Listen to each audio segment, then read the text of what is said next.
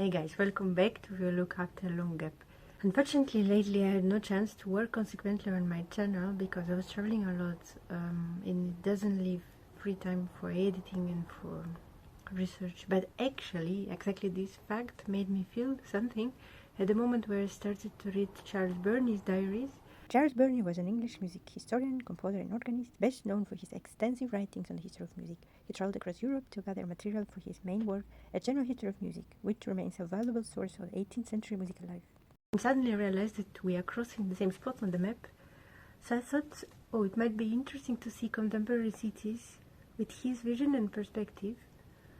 Just trying to imagine what might happen in the same spot 250 years ago. So I thought I will try to make it for me and also show to you. And the first stop is Amsterdam.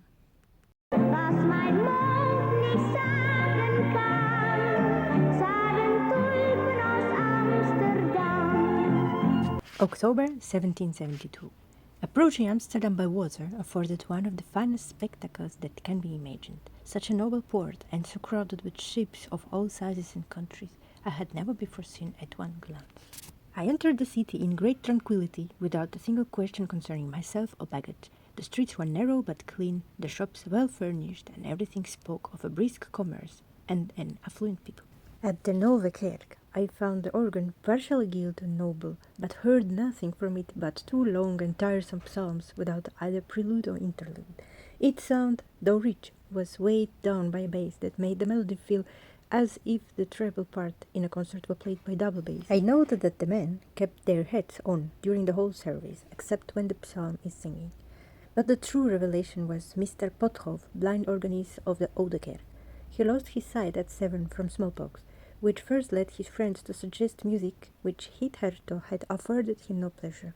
His playing astonished me, the organ the heaviest I ever felt, each key requiring almost a 2-pound weight to put it down, and yet he played it with as much lightness and rapidity as if it were a common harpsichord. Mr. Pothoff told me that Locatelli, who lived many years in this city and died here about 8 years since, had given him instructions and allowed him to attend both public and private concerts. Locatelli was possessed of a great deal of both taste and fancy, though he delighted in capricious difficulties which his hand could as easily execute as his head conceive.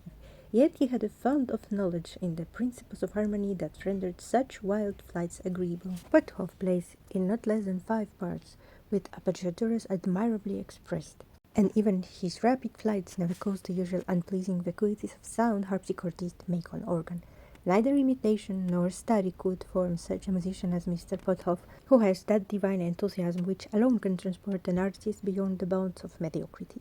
He also plays the carillon at the Stadhuis, a drudgery unworthy of such a genius. To perform, he stripped to his shirt, put on his nightcap, and trussed up his sleeves. After 15 minutes he perspired as if he had been put into Dr. Dominizetti's hottest human cauldron.